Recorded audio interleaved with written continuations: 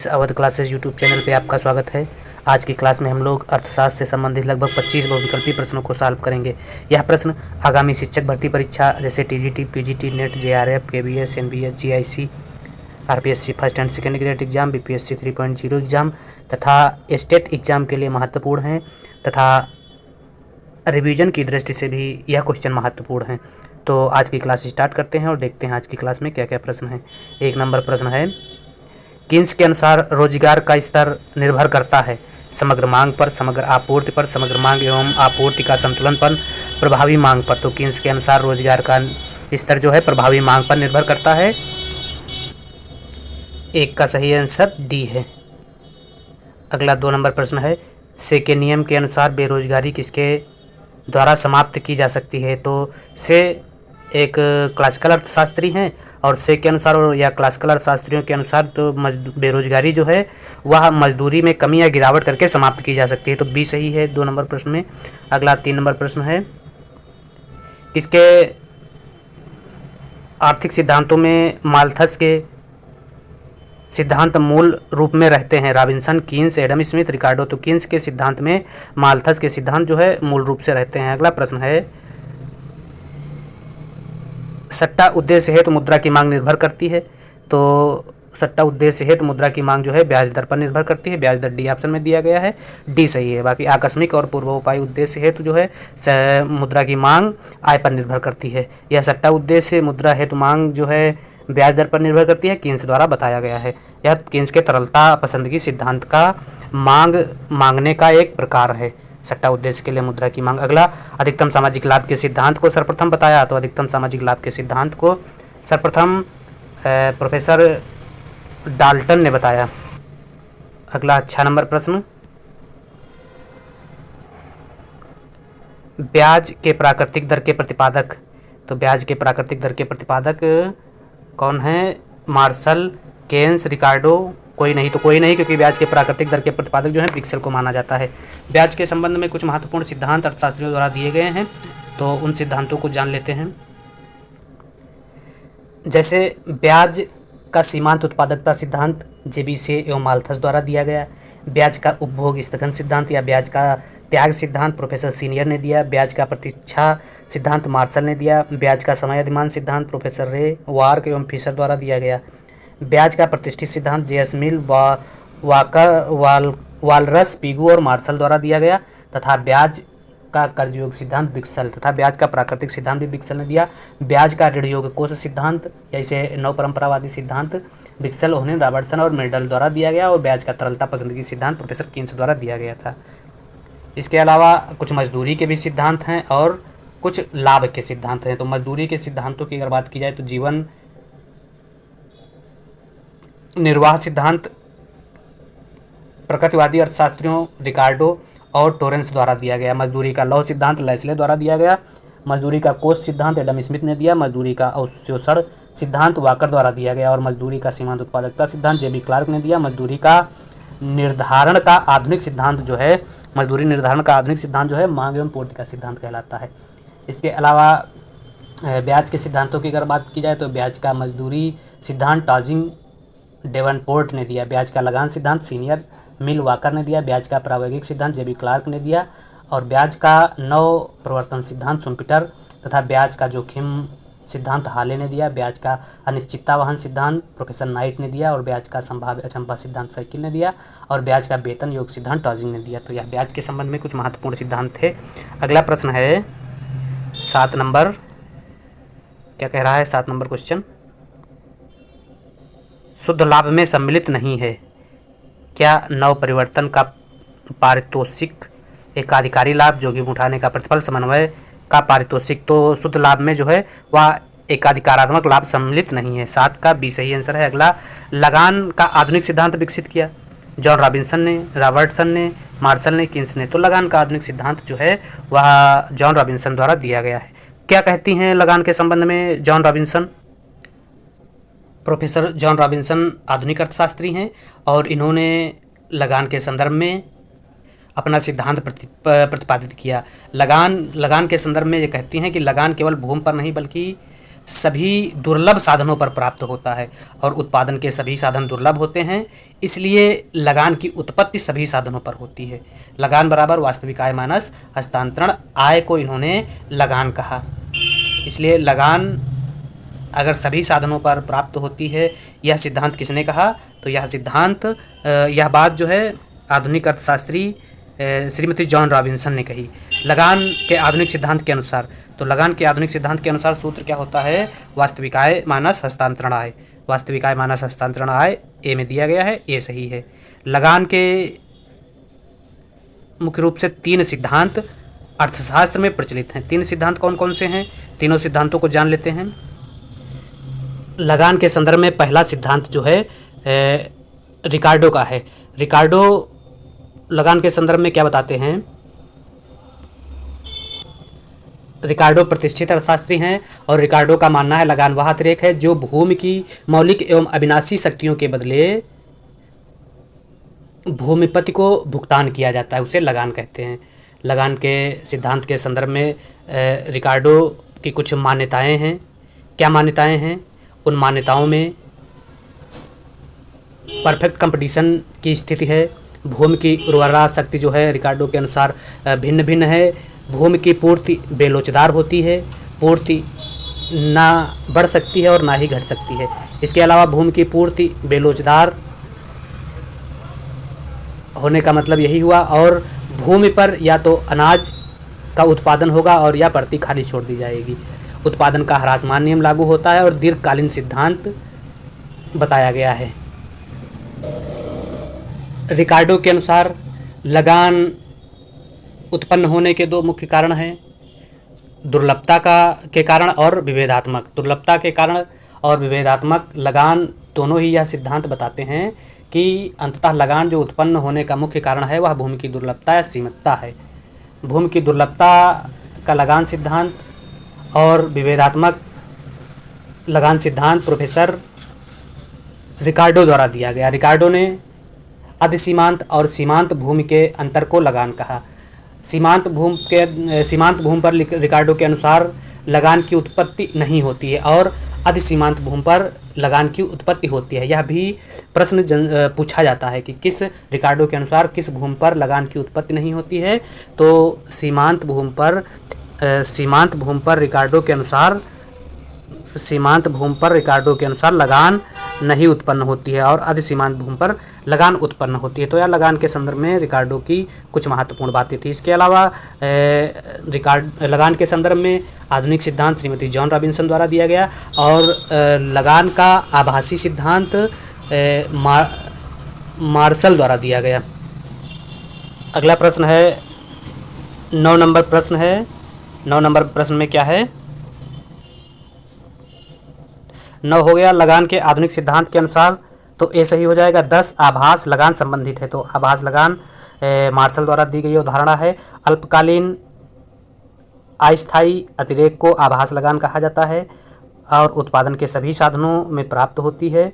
तो लगान बराबर होता है सीमांत आय माइनस औसत परिवर्तनशील लागत, बी औसत लागत माइनस औसत परिवर्तनशील लागत, सी कुल आगम माइनस कुल परिवर्तनशील लागत। तो आभास लगान बराबर होता है कुल आगम माइनस कुल परिवर्तनशील लागत, सी ऑप्शन सही है। अगला है शुम्पीटर के अनुसार व्यापार चक्र की अवस्थाएं होती हैं, तो शुम्पीटर के अनुसार व्यापार चक्र की 4 अवस्थाएं होती हैं। अगला प्रश्न है शुम्पीटर नवप्रवर्तन की भूमिका सौंपते हैं, मजदूरों को, लेनदारों को, पूंजीपतियों को कोई नहीं, तो उत्पादक को शुम्पीटर नवप्रवर्तन की भूमिका सौंपते हैं, तो कोई नहीं हो जाएगा। अगला प्रश्न है किस पंचवर्षीय योजना का मुख्य उद्देश्य गरीबी का उन्मूलन और आत्मनिर्भरता था? तो 5वीं पंचवर्षीय योजना का उद्देश्य गरीबी उन्मूलन और आत्मनिर्भरता की प्राप्ति थी। 5वीं पंचवर्षीय योजना 1974 से 1979 के कार्यकाल के लिए प्रारंभ की गई, जिसका उद्देश्य जो है गरीबी उन्मूलन के साथ आत्मनिर्भरता की प्राप्ति थी। लेकिन 5वीं पंचवर्षीय योजना 1978 में समय से 1 वर्ष पहले ही समाप्त कर दी गई। समय से 1 वर्ष पहले समाप्त करने का मतलब 1978 में समाप्त कर दी गई, और 1978 में समाप्त करने का कारण था जनता पार्टी द्वारा 1978-80 में अनवरत योजना लागू की गई। अनवरत योजना का प्रतिपादन गुरनार मिडल ने किया था और भारत में डी.टी. लकड़वाला ने इसे लागू किया था। पाँचवीं पंचवर्षीय योजना के दौरान ही 1974 में न्यूनतम आवश्यकता कार्यक्रम की शुरुआत की गई, 1975 में क्षेत्रीय ग्रामीण बैंक की स्थापना और 1977-78 में काम के बदले अनाज कार्यक्रम चलाया गया तथा 1977-78 में ही राजस्थान से अंत्योदय योजना प्रारंभ की गई और 1979 में ग्रामीण युवा स्वरोजगार प्रशिक्षण कार्यक्रम चलाया गया। तो यह पाँचवीं पंचवर्षीय योजना के संबंध में कुछ महत्वपूर्ण बातें थी। पाँचवीं पंचवर्षीय योजना का मुख्य उद्देश्य गरीबी उन्मूलन था और बी ऑप्शन सही है। अगला 6, अनवरत योजना भारत में लागू की गई। तो अनवरत योजना पाँचवीं पंचवर्षीय योजना को 1 वर्ष पहले समाप्त करके 1978-79 में लागू की गई और भारत में इसको लागू करने का श्रेय जो है वह डी.टी. लकड़वाला को जाता है और गुन्नार मिडल के मॉडल पर आधारित अनवरत योजना थी।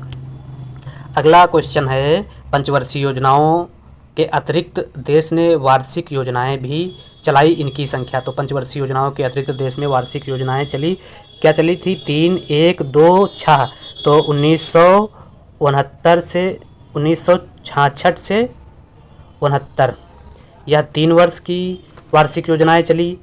1979, 80 1 वर्ष और 1990-92 2 वर्ष। तो कुल मिला के भारत में 3 बार एक वार्षिक योजनाएं चली और यह कुल टोटल मिला के 6 वर्ष हो जाएंगे, 6 वर्ष चलाएगी। तो 15 का सही आंसर डी है। अगला 16 नंबर क्वेश्चन, भारत में क्षेत्रीय ग्रामीण बैंक की स्थापना की गई। तो भारत में क्षेत्रीय ग्रामीण बैंक की स्थापना पाँचवीं पंचवर्षीय योजना में की गई थी। क्षेत्रीय ग्रामीण बैंक की स्थापना की अगर बात की जाए तो 2 अक्टूबर 1975 में की गई थी और 1975 जो है वह पाँचवीं पंचवर्षीय योजना के कार्यकाल में आता है। पाँचवीं पंचवर्षीय योजना का समय 1974 से 79 है, 79, लेकिन 1 वर्ष पहले 1978 में पाँचवीं पंचवर्षीय योजना समाप्त कर दी गई। एक इकलौती योजना है जो समय से पहले ही समाप्त कर दी गई थी, पाँचवीं पंचवर्षीय योजना। अगला क्वेश्चन क्या कह रहा है? अगला जो क्वेश्चन है वह है, एशियन विकास बैंक का मुख्यालय कहाँ है? तो एशियन विकास बैंक का मुख्यालय जो है वह मनीला में है। एशियन विकास बैंक की स्थापना 15 दिसंबर 1966, 17 दिसंबर 1966, 19 दिसंबर 1966, 23 दिसंबर 1966। तो एशियन विकास बैंक की स्थापना 19 दिसंबर 1966 को ही सी सही है। अगला क्वेश्चन है, भारत में डब्ल्यूटीओ का मुख्यालय कहाँ है? तो डब्ल्यूटीओ का मुख्यालय जो है जिनेवा में है। 19 का सही आंसर बी। 20 नंबर प्रश्न है, वर्तमान में डब्ल्यूटीओ में कुल कितने सदस्य देश हैं? तो वर्तमान में अगर डब्ल्यूटीओ के सदस्य देशों की बात की जाए तो 164 सदस्य देश हैं और अंतिम सदस्य देश जो है अफगानिस्तान है, तो कोई नहीं हो जाएगा। 20। 21, संतुलित समृद्धि की धारणा विकसित की। तो संतुलित समृद्धि की अवधारणा जो है वह हर्षमैन द्वारा दी गई थी। असंतुलित विकास क्या है और संतुलित विकास क्या है? संतुलित विकास एवं असंतुलित विकास के समर्थक अर्थशास्त्रियों के क्या क्या नाम हैं, थोड़ा सा जान लेते हैं, क्योंकि यहाँ से भी क्वेश्चन एग्जाम में मिल ही जाता है। किसे कहते हैं संतुलित विकास? तो संतुलित विकास किसी अर्थव्यवस्था के सभी क्षेत्रों में एक साथ किंतु व्यापक स्तर पर जब निवेश करके विकास किया जाता है तो उसे या उस रणनीति को संतुलित विकास कहा जाता है। संतुलित विकास के समर्थक अर्थशास्त्रियों में रोजेंस्टीन, रोडान, लेविस और नर्क्स हैं। नर्क्स जो है संतुलित विकास के प्रणेता अर्थशास्त्री हैं। रोजेंस्टीन, रोडान ने संतुलित विकास के समर्थन में बड़े धक्के का सिद्धांत दिया, जिसमें इन्होंने उत्पादन की अविभाज्यता, मांग की अविभाज्यता और बचत की अविभाज्यता पर बल दिया। लेविस ने श्रम अतिरेक विकास सिद्धांत का प्रतिपादन किया और रोजेंस्टीन, रोडान, रेगनर नर्क्स ने गरीबी का दुष्चक्र दिया। तो इस प्रकार से संतुलित विकास किसे कहते हैं?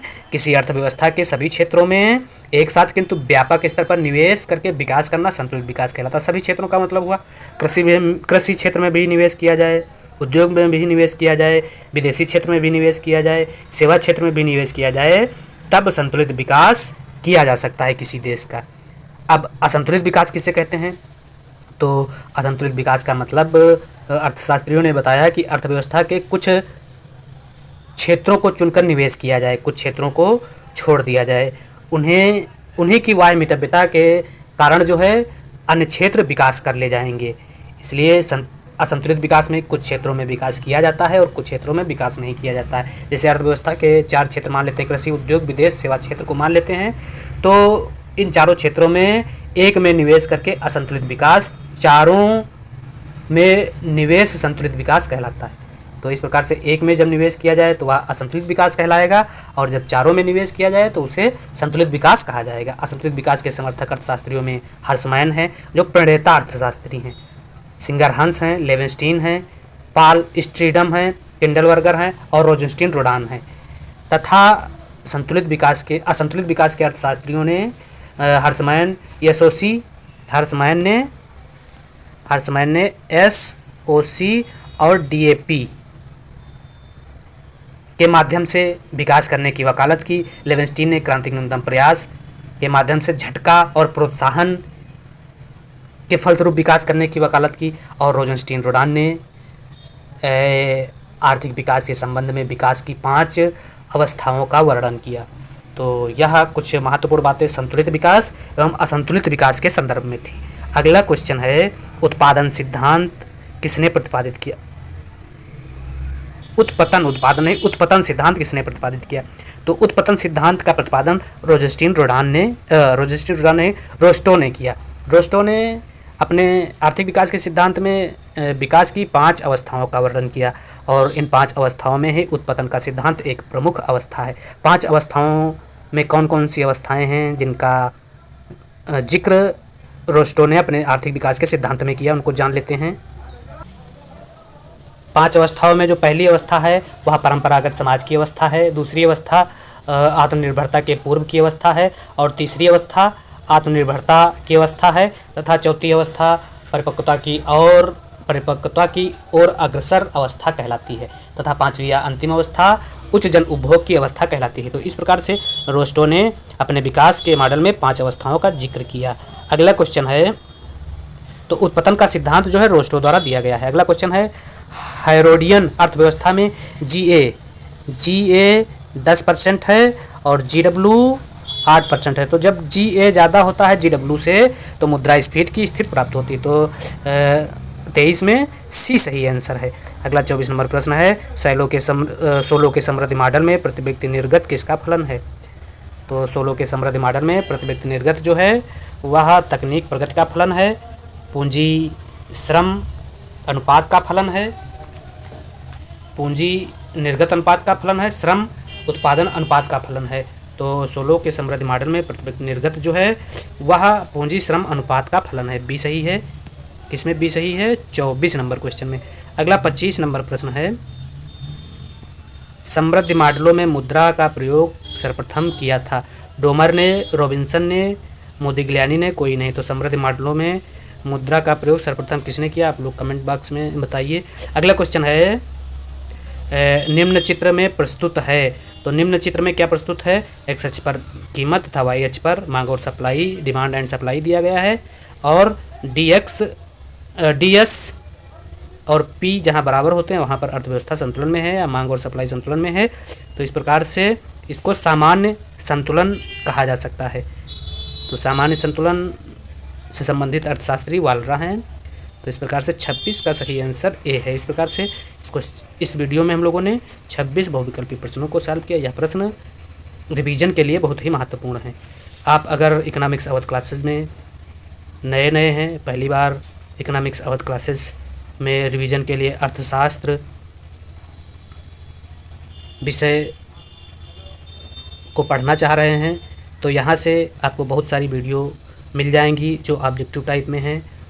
और इसके अलावा हम लोग प्रीवियस ईयर के क्वेश्चन भी सॉल्व कर चुके हैं, बहुत सारे वर्षों के, और नेट JRF के क्वेश्चन भी सॉल्व कर रहे हैं धीरे धीरे।